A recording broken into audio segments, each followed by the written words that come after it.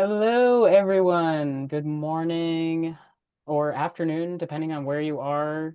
Um, I will let everybody get settled into the room and connected to their audio and in their seats, if you will. It is a super lovely day here in Portland, Oregon. We're at that time of year where it hasn't started raining yet, and the mornings are cool and the afternoons are warm, and I feel like $1,000,000. And I'm super excited about the weather and the applications of artificial intelligence and home in home care, which is what we're going to be talking about here today. I've got three amazing panelists, one of which is my business partner. And I'm going to introduce all of them properly shortly. But I just want to give everybody a couple more minutes to get logged in and all that good stuff. Um, I know you've been on a million Zooms in the last 5 years, but just in case, down at the bottom of the Zoom bar screen or at the top of your screen, depending on how your computer's set up, there is the button that says Q&A with the question mark on it. If you do have questions while our panelists are having their discussion, feel free to put them in there. We will try and get to a couple at the end, but definitely write them in. If we can't get to them during the presentation, we'll be able to respond to them after. So love all your questions. Okay, so with that, I'm going to go ahead and give a proper intro to our three panelists here. So first up, in no particular order, is Connor. Connor Adams founded Homecare Pro to help home care agencies spend more time focused on clients and caregivers by automating and streamlining HR admin work. By closely working with agency leaders and integrated with other home care tools, Homecare Pro manages caregiver onboarding, credentialing, and HR compliance for leading agencies across the US and saving managers countless hours and enabling agencies to grow their caregiver bench without growing their team. Welcome, Connor. Thank you so much for being here. Thanks, Jen. And then next, Rome. Rome Arnold created a company called CareQB, the first texting platform built specifically for home care to help home care agencies tame the last-minute chaos of callouts. Integrated with your scheduling software, CareQB's AI handles routine caregiver coordination, so schedulers can focus on more high-value work. Drawing on his learnings from building AI for ER nurses, CareQB has been designed for easy adoption and high-stakes workflows, cutting stress and burnout while ensuring nothing slipped through the cracks. So super excited to have you here, Rome, and all Thank your you, Jen. experience. Yeah. Yeah, excited to be here. And I have a nice little 8-month-old puppy next to me here. So if I go on mute occasionally, Ah, she's you know, beautiful. she's the Love it. reason. Amazing.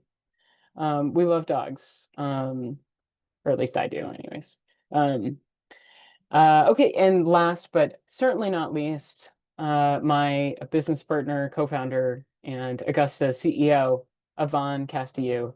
He's a two-time chief technology officer and founder who has built and scaled VC-backed technology businesses that are revolutionizing traditional industries, fundamentally changing those how those businesses operate and deliver value.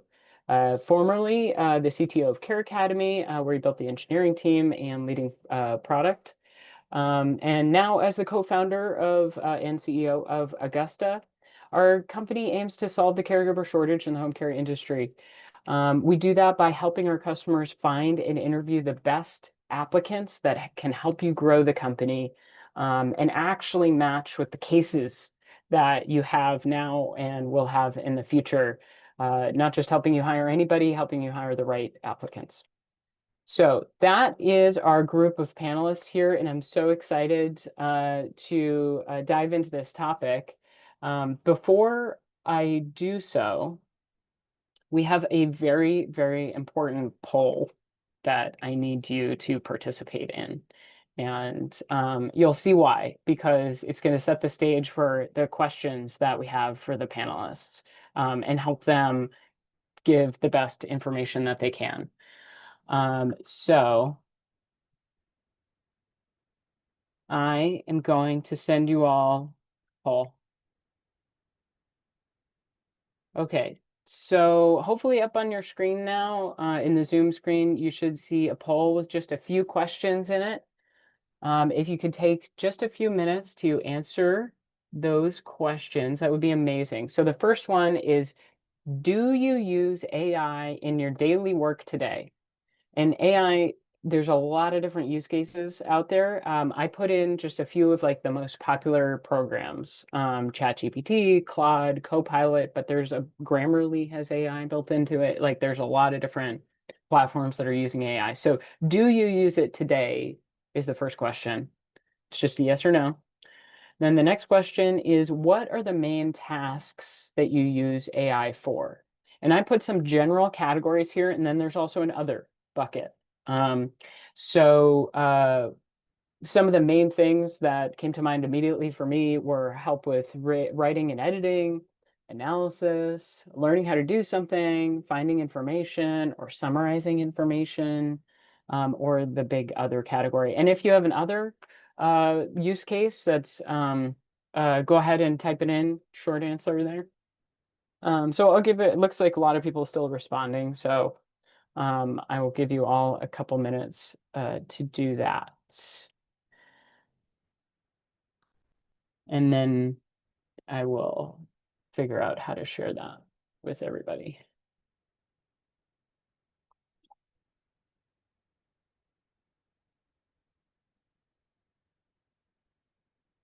Looks like we've got 87% of people have responded. So I think that's pretty good. Unless anybody's got one last response that they want to throw in there, I'm going to go ahead and end the poll and share the results with everybody. Okay, I'm going to end that and share results. Okay, you all can see this now? Great. So do you use AI in your daily work? 81% of people say yes. That's interesting. I'll let you guys comment on it. You're as the experts. But to me, that seems like a lot. A lot of people. 19%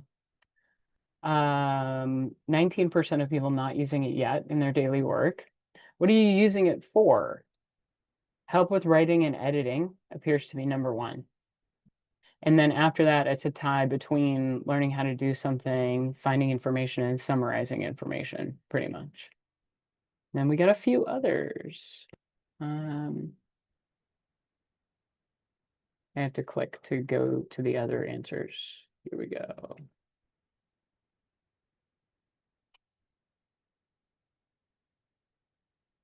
Oh, interesting. I'll just I'm not sure if you are you guys able to see the answers if somebody said other and gave their own uh, use case for AI?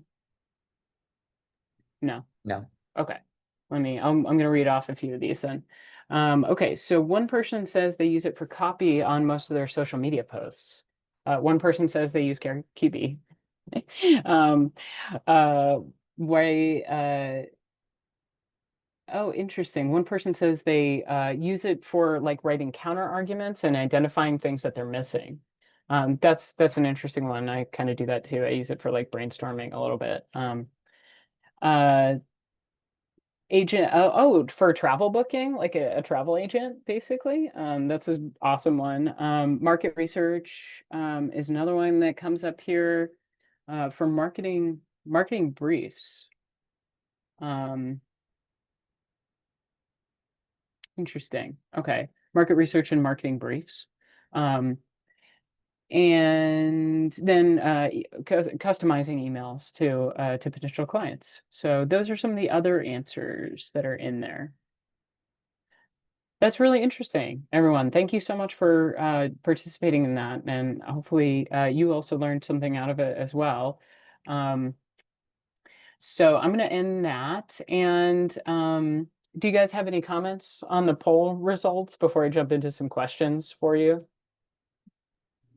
The prevalence of AI usage doesn't surprise me. I think it's pretty hard to avoid at this point. Yeah. So many of the tools that we're using day to day are integrating AI to some extent. That seems, I think a lot of people may be using AI without realizing that AI is impacting their work. Hmm, That doesn't surprise me. hmm, fair enough. Um, Cool. All right. Well, let me get into some questions for the panelists. And I'm going to start pretty broad because I want this to be a discussion that kind of like is accessible to everybody. And then I'm sure the guys will get into more specific stuff here. But first, I wanted to just address, I think, Connor, you're kind of bringing this up a little bit as a starting place, is what is AI today? Basically. What we're talking about today, like what is AI today? How do you guys define that? Yeah, I think it's a super interesting topic. You know, given that so many people are using it, I feel like I don't need to go all the way back to basics here, but I think it's helpful to understand that in the world of sort of computer programming and building software, most of the time, historically, when you build software, an engineer is sitting there and determining how every action is going to follow a certain, or every reaction is going to follow a certain action. So I click this button, this will happen. AI as a high level category encompasses a different way of building software where instead of going through and saying, a cat has pointy ears and a round nose, and this is where the eyes go. Instead, the way of building the software comes through providing kind of the same way that humans learn a ton and ton of examples for AI to learn from. Now, I think what's really interesting and like part of what we're seeing with the explosion in AI adoption today is this new paradigm of what people call generative AI really takes a different approach to how you are interacting with those models. So if I step back to, before CareQB, I had been building AI systems for ER nurses. And what we were looking at there was ingesting like all sorts of real-time data, heart rate monitor, blood pressure, all of that, and using that to try to predict diseases in the hospital. But in order for that to work, we had to build really robust systems to process all the data, make sure it was structured perfectly, really um, hand all of those readings to the model in a way that it could make sense of that information. Uh, what's so different with generative AI today and what makes it so powerful is the fact that the interface is natural language. The interface is, chat GPT, right? You are talking to a model in the language that you're used to using, and the machine is able to understand that and respond to you. And so I think that's like really what makes this such an exciting time and such an interesting opportunity is that the way you are able to leverage these tools is so much different than what has been possible in the past. And it doesn't require the same level of, individual tuning and, you would train a model to understand what a cat is, but if you put a dog in front of it, it had no sense of that intuition.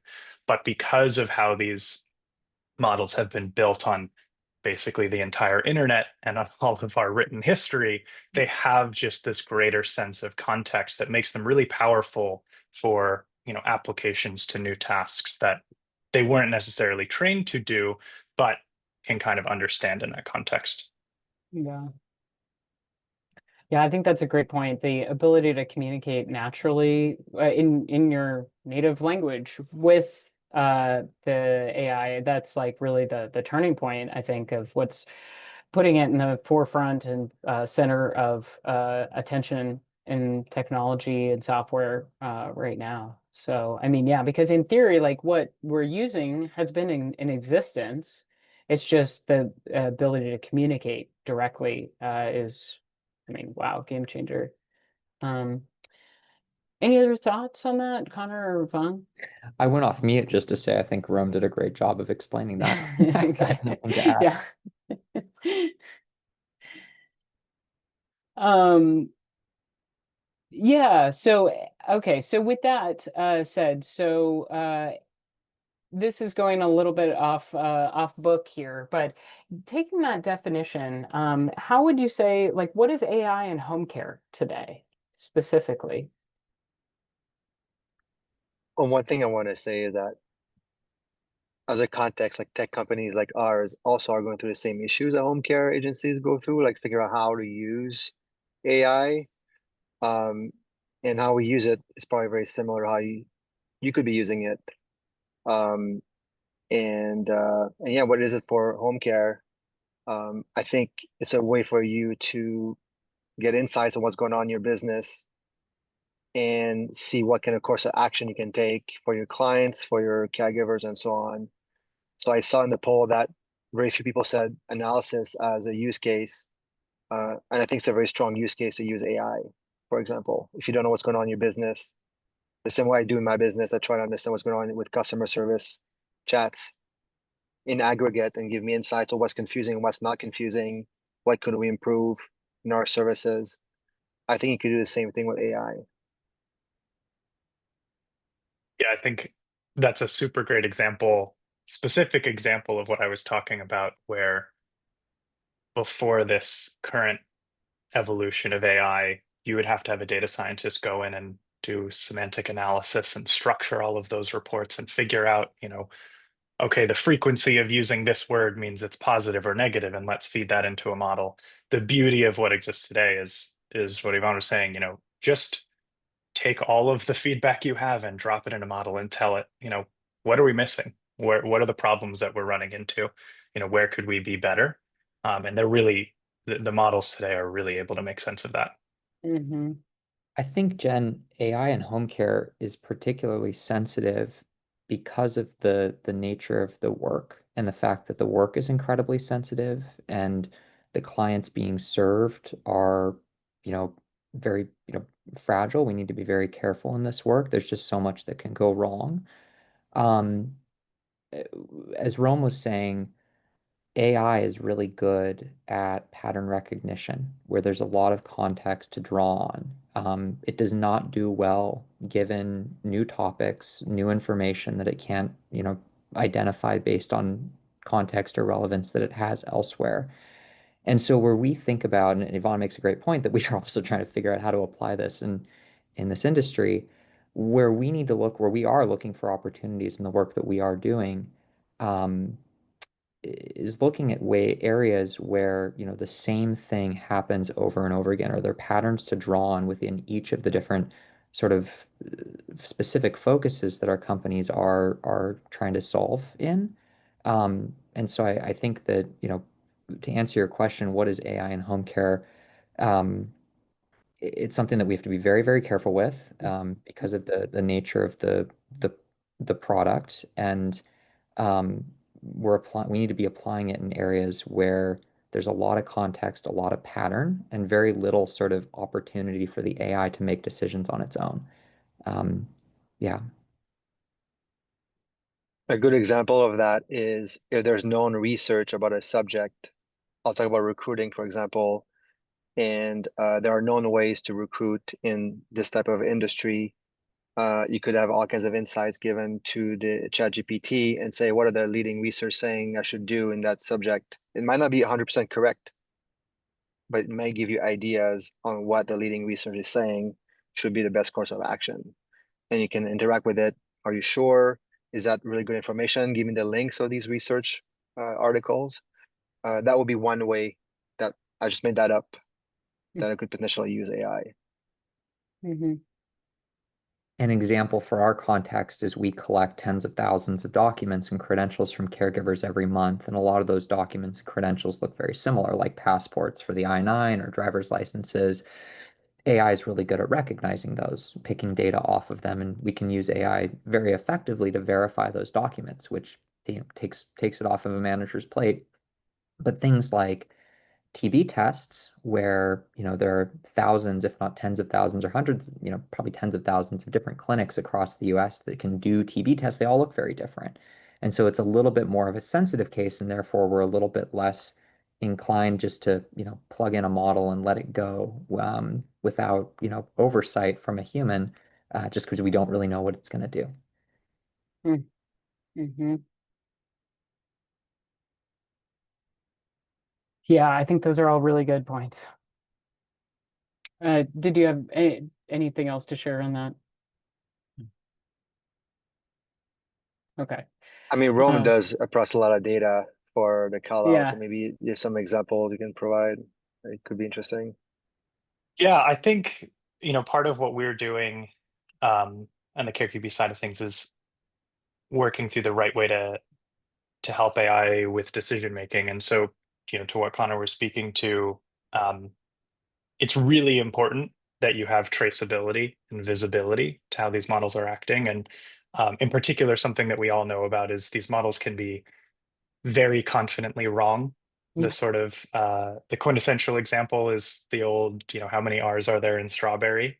Right. The way that these models reason is sort of not necessarily the same way that humans do. And so what we've found, a lot of our success comes from really narrowing the task and narrowing the focus. And this is advice I would give anyone for any task that you're accomplishing is you really need to uh, lean into specificity and lean into giving the models just as much context and clarity as you can on what you are hoping to accomplish.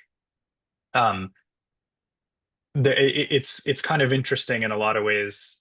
Working with these models ends up being a bit of a mirror to our own humanity, and this sounds very philosophical, but truly, there will be cases where you'll ask it a question and it feels entirely intuitive to you, and it feels like there's a very clear answer, and it will spit back a response that is totally unexpected. But when you review kind of the way it came to that conclusion, you can actually understand, like, oh, right, there's a lot of subtext that I didn't provide, that I was missing, that I didn't, clarify on. And so a lot of the way that we work through problems, particularly with very messy information, is trying to really take a task and break it down into each component part and making sure that the model focuses on working through each piece one by one, while kind of checking its work, checking itself, self-reinforcing on how it's handling that. As a way of again trying to work through those cases and avoid getting itself kind of confused in loops. So this is, advice I'd give to folks that, for instance, people were talking about using it for copy, for marketing copy. I found that, a lot of the time what you want to do is give it as much context as possible, give it everything you're working on. But then the task that you ask it to help with, right? Don't say, here's my entire marketing copy, make it better. Because what you're going to end up with is, the model will kind of work towards the average and your marketing will end up sounding just like everyone else's. But if you give it the whole thing and then you say, my agency, we pride ourselves on the level of service that we give. We work specifically with veterans in this region. And I'd really like your help reworking this header section.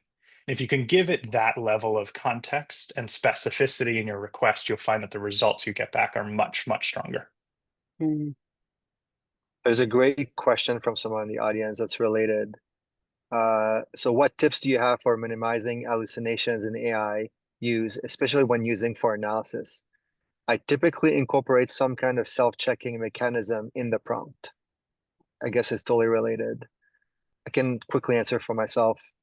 I would say to build upon Rome's point, if you make it really narrow, and then give a lot of context and constraints and instructions, and have ways for you to verify, especially if the analysis is critical, that it's accurate. The more accuracy you need, the more prompts or instructions and more ways of checking the data is important.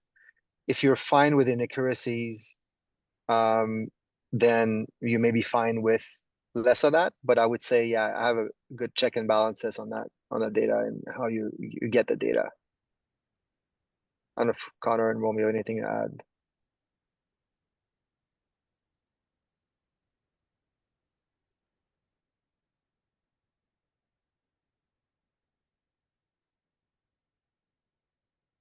Yeah, I think I feel like the way you guys are breaking it down, I think makes total sense, and it's almost like through trial and error, I've like learned some of the same things that you just kind of summarized myself, but maybe not everybody has put that much effort into it yet. So I think it's a really good point to both at the same time, it's the most possible context that you can provide because it literally needs more data to like understand what's going on, and at the same time, really specific tasks. I think that is like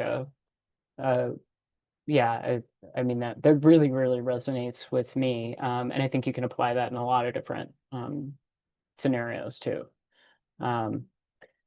Looks like we've got another question that came in.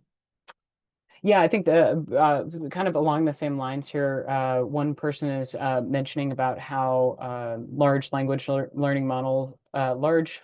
models are heavily dependent on rich context, basically tons of information, so that way they can help basically give useful responses.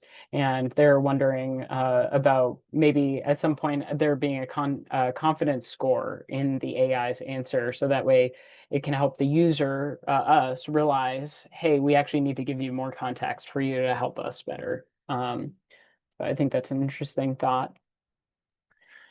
One thing actually, so on that topic,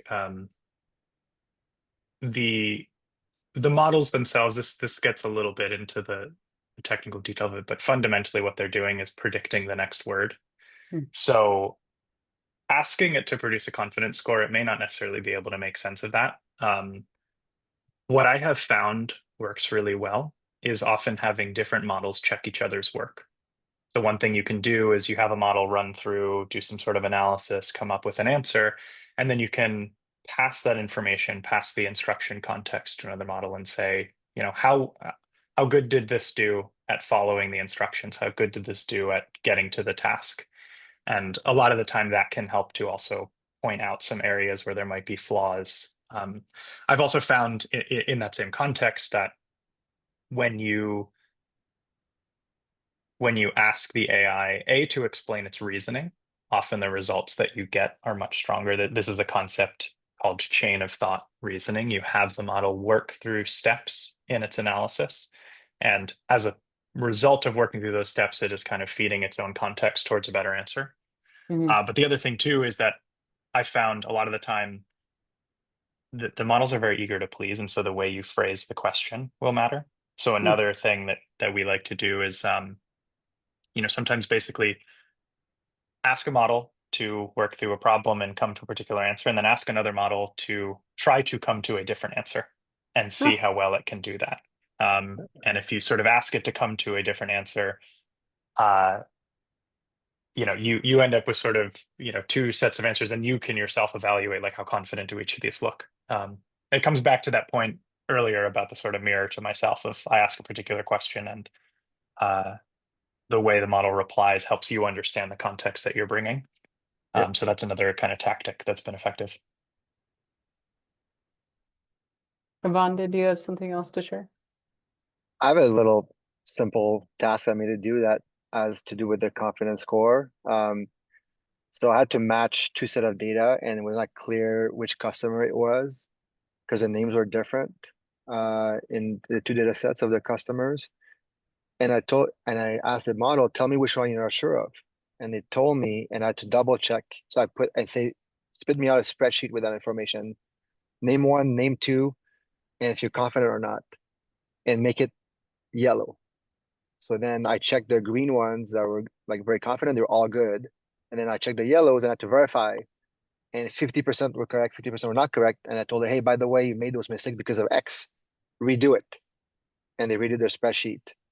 And now it was 90% correct. And I had to fix the rest myself. Just a small example where you can have it spit out the information in other formats than just chatting. It could be a spreadsheet, it could be an image, it could be whatever it is that helps you verify the information.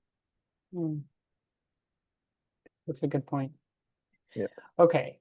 There's a question in the audience that I really want to have you guys answer.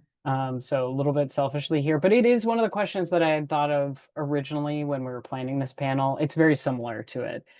One person in the audience is wondering, how much can you trust AI giving it your data? My question that I had come up with before this that I had already told you guys about was, is AI going to take your job? I think it's a little bit related. There's some dots to connect there, but anyways, so I would love to hear what you guys have to say about that. And specifically related to home care, right? How much can you trust AI giving it your home care data? Anybody? So a bit of this is going to come down to uh, the particular way that you're interacting and implementing, Hmm. and the particular models that you're using. Hmm. So if you're using like a free version of ChatGPT, Hmm. part of the reason they can offer that to you for free is that the inputs you're providing are becoming a aspect of the overall training set. Um, Now, the individual risk to that is not necessarily dramatic, but there is sort of a principle of not wanting to share a lot of personal or private information when you do that. And particularly, if you're subject to any particular data privacy laws, I'm not a lawyer, but consult a lawyer before looking at that. Um, Now, the flip side to that is a lot of the time, like particularly for um, many of our products, when you're interacting through paid APIs, those systems are inherently designed to not retain any of the information that they're provided. And so what's happening is basically, without getting too deeply into it, there's the interaction with the model in order to be training it, what data is getting fed into that for them to improve how the models work. And then there's something called inference, which is taking the model that has been produced and using that against a set of information to get a response.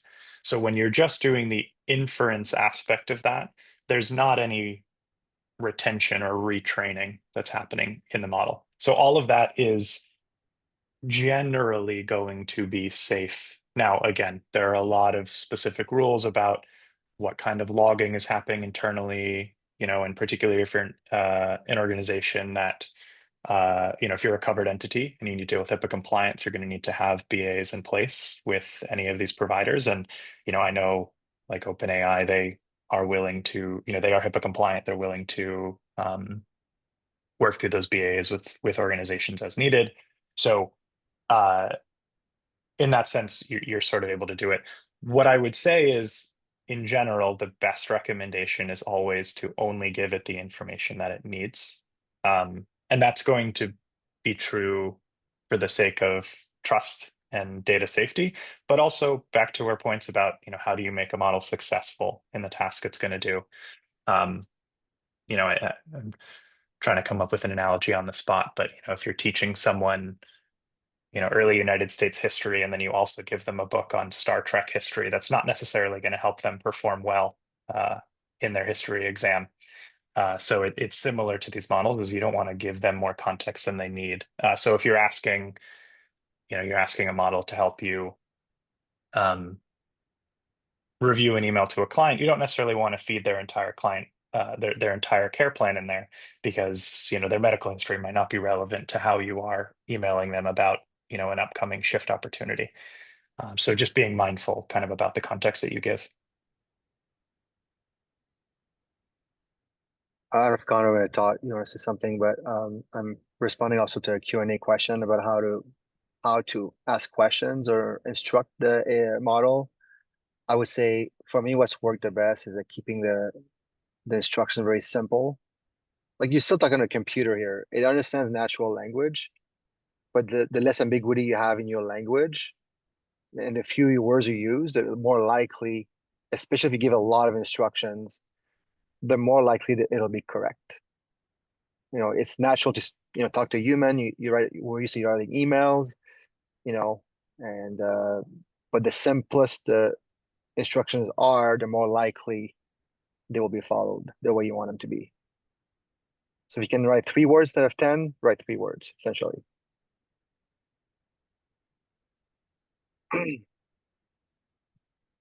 Connor, did you have anything else that you wanted to share, either on trusting AI with your data or on the context of like asking questions? I was just going to summarize the data security question where the free models are free for a reason. You're giving them data which they're going to use. And so you should be quite careful, especially around business data and certainly PHI shouldn't be going in there. But then when you're using one of our services, we are going to be paying for the enterprise grade. We are liable, and we are going to be taking the steps to make sure that we're using the proper model for the application. Mm-hmm. Yeah, I think that's a good point. Um, yeah, they call us when it's a free service, you get called a user for a reason, right? Like, or yeah, I forget. Isn't there a saying about that that You're the I'm messing product. up? Or yeah, we're the product. Yeah. Um, so I think that's a really good point. So let's see here. We'd planned this for 45 minutes today and we're 37 minutes in. So maybe we take one more question from the audience, and then actually somebody from the audience put in two questions that I think are worth talking about as we wrap up here in our last two of the day. So one anonymous attendee apparently wants to know if we could share more about our solutions and how we're helping owners today in terms of ROI specifically. Um, yeah, Augusta, so go for it. Yvonne, do you want to, or do you want me to? Go ahead, Jen. Okay. So, as I mentioned at the top of the call, Augusta, we help you find and interview the best applicants, caregiver applicants specifically, who can help your company grow.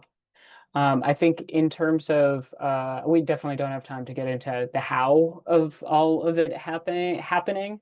But just one note on in terms of AI, as we move forward, we're going to be incorporating more and more into our product. Um, and today, it's interesting that in the poll, everybody said analysis was the lowest used use case today. But we actually, and I think one of the things that maybe has come out to you in this conversation is analysis is actually one of AI's strong suits, really. And that's one of the best kind of first applications of just saying, like, what is missing from this data set, or how would you improve this data set in XYZ ways? So in terms of how Augusta, incorporates AI into our product, that's definitely one of the first use cases that's happening. So happy to talk more about that later to anybody who wants to know. The main ROI that our customers get is a improved applicant to hire rate and more interviews. It ultimately means that our customers hire higher quality caregivers over time and are able to hire more of them because of sheerly more interviews. So that's the ROI from Augusta. A lot of our customers get we have a variety of different use cases because of the outcomes of those two things. Basically, the things that will happen after that. A lot of our customers grow their billable hours, as you might imagine, from being able to hire more. A lot of our customers cut their overtime costs or reduce turnover, literally because of improving the quality of their staff. So that's what Augusta does in our ROI. Connor or Rome? We are focused, Homecare Pro is focused on home care agency caregiver onboarding, credentialing, and HR compliance. It's a pretty unique problem for home care just because of the volume of caregivers that a relatively small management team is going to be managing. There's also such large churn in the industry. People are constantly onboarding and offboarding. But caregivers are regulated, through healthcare and as healthcare workers. And so the compliance requirements for a caregiver are significantly higher than you're going to find in other industries. And we really take this work on for our customers. So we are kind of a fulfillment partner and making sure that once the decision to hire a caregiver has been made, there's a profile in your scheduling platform with all of their documents collected, ready for orientation and scheduling. And that while caregivers remain active in your scheduling platform, the credentials that you need for them to be employed compliantly, all the e-signatures, the registries, everything remains up to date really without manager intervention. And we work directly with caregivers through software engaging them on your behalf to make sure that these tasks get done and make sure you get notified in case some of it doesn't get done. So the ROI there is really on the onboarding side, faster time to hire. So getting caregivers, the majority of caregivers onboard in under 24 hours, saving manager time because managers aren't chasing documents. They're not, tracking what needs to be renewed, texting caregivers. We're doing all of that on their behalf. We find that agencies are then able to hire more caregivers. So we've got a number of case studies on our website where agencies have been able to double their hiring throughput in the first month. And then, of course, we're also, because we're monitoring and owning HR compliance, agencies also increase their HR compliance when we take over, which is not necessarily an ROI, but it's certainly a risk reduction. Yeah. Some So CareQB, at its core, it's a communication product built for home care. So we exist as sort of a business texting and phone software with AI embedded in there. And the real goal, the real reason the system exists is to simplify, streamline, and sort of reduce the chaos that happens in daily coordination. Our core users are really the schedulers of agencies, and that's why we exist, is to make schedulers more effective. What that turns into in terms of ROI is basically everywhere that schedulers touch, we're able to help them spend less time on menial tasks, following up on clock-ins, sending reminders, chasing people down, and instead really investing in building relationships and sort of serving as the face of your agency. One of the things that we see is like the scheduler, once you've made a sale, once you've hired a caregiver, the scheduler is the person who has the most touch points with that end contact. And so retention of clients and caregivers really comes down to how well they feel that they're being cared for and listened to by that scheduler. And so the challenge, for a lot of agencies today is when you're trying to grow, when you're trying to manage turnover, when you're trying to do all these things, schedulers get stretched really thin. And so what we're trying to do is, eliminate as much of the sort of tedious aspects, the back and forth, the copy pasting the same message 15 times to try to find someone to fill a shift. By streamlining all of that, we give those schedulers time to, sit on a call and explain a care plan to a caregiver, or sit with a client and really understand, why a particular caregiver wasn't a good match. Some of our customers have seen, from an ROI perspective, just generally reduced pressure, reduced burden. We've had, one of our early agencies had actually hired on additional schedulers and then decided to put them on other high value tasks because with CareQB, their scheduling team was able to just increase their capacity. And we've also seen other cases where schedulers have been able to, spend less of their time on the menial tasks and upscale, spend more time fostering referral sources, growing the agency, building more of those relationships. So that's really what we're focused on. That's awesome. So I think the theme here across all of our companies and these different solutions is specifically because I really do think a lot of people out there, and maybe not on this webinar today, but a lot of people out there do ask that question, is AI actually going to take all of our jobs? And the answer is absolutely not, but it can help automate the most repetitive tasks that you're doing that honestly you probably hate doing. And I think that's the theme across all of our products. And that's what AI is actually good at too. So it's important not to leverage it for things that it doesn't do well. It's not going to make great decisions for you about who to hire, but yeah, it can do that one thing that you have to do 18 times a day. It can do it for you. So that way you can actually spend more time in your job doing something that you like, or something that is honestly a better use of your day. Yeah, I think that's a great great theme across all of our products in terms of saving people time so that way they can work at the top of their skill set, basically. That's what AI is good at right now. So we are pretty much at time here, but there is one last question, which I think is well, I think probably the last question to end with here for anybody who wants to stick around for it, is if somebody wants to start with AI, well, actually, you know what? 80% of people here are already using AI. So let's ask the better question in the chat, which is, where do you think AI is going in home care specifically in the next 3 to 5 years? want to say one thing about how to start with AI. I would say start paying for a model if you're using a free Oh, version. That would it's a be good one point. advice. Yeah. Yeah, that's a good point. I wouldn't, and I could be wrong, but I bet a lot of those people who are using ChatGPT use the free version or Claude or whatever. Yeah. Mhm. I think we're going to see a lot more interaction between existing systems using AI in the next 3 to 5 years. I think similar to what we've seen in other really significant jumps forward in technology in the last couple of decades. I mean, I think the, mobile technology with the release of the iPhone is probably the sort of the most recent memory for that comes to mind for me at least, where all of a sudden we've got apps, we've got a computer at our fingertips, and sort of the incremental improvements that came on after that were just what do we do with these things? Leading to Uber, leading to all of the different payments platforms that we have on our phones today.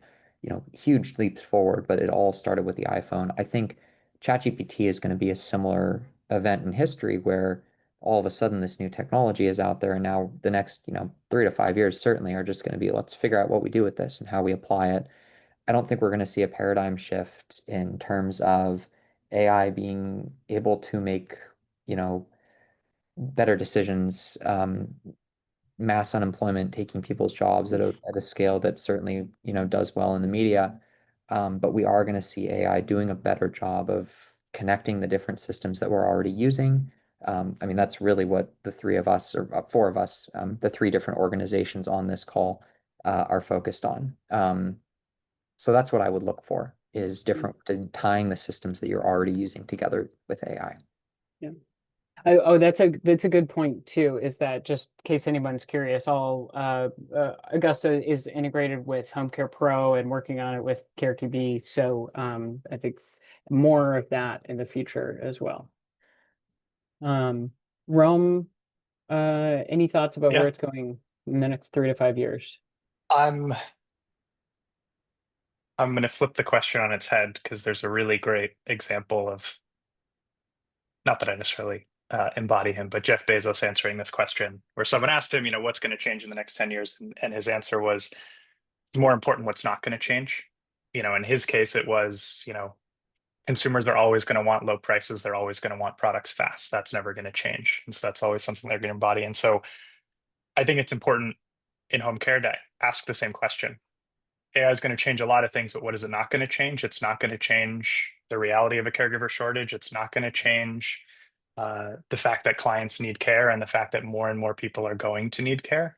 And so I think AI is really going to be a tool for making sure that you all can continue to deliver on the care that clients need. And I think that's like the most important piece to keep in mind is that is the core objective. That's the core reason home care exists. The core reason I got into home care is because, at the end of the day, what matters is how we're able to deliver care for clients. And so I think that's just the most important thing to keep center on mind. Yeah. One thing that I always say is that products keep getting better, services keep getting better. And as we do that, we get better healthcare, better products, but also the expectation of our customers, even ourselves, are going up. So it's as much as providing a better service, but also keep up with the realities of if I don't use it, my competitors will build a better product than I can. Therefore, I have to use it. And that will make it that, like Connor said, there'll be a lot more data being used, way more system working together because it's a forcing function that we have to use it to keep going. Mm-hmm. Yeah, so even just like the sheer volume and quantity of use of it seems like it's naturally gonna just uh uh 10x in the next few years. And yeah, I think that's a really interesting point, Connor, excuse me, Rome, also about how we all, and I think that goes for each and every one of us, is that continuing to focus on what really matters and applying, and AI naturally will get applied to those use cases that are ones that consistently reinforce a higher level of care and quality care and speed to care and all those things that are the most important for older adults. So, yeah, awesome. Okay, well, we are a little bit over time here today, so I just want to say thank you so much, Rome and Connor and Yvonne, also, of course, for being here. And thank you so much for all the participants that showed up. As you might imagine, we recorded this. It'll be available later on our website and all that good stuff. If you have any other questions on this subject, feel free to reach out to us. Obviously, when I send an email, I'll send how to get in touch with each of us. But yeah, thank you so much for your time today. It was a pleasure. And have a great rest of your day. Thanks, everyone. Thanks, Jen. Bye. Thanks for having us, Jen.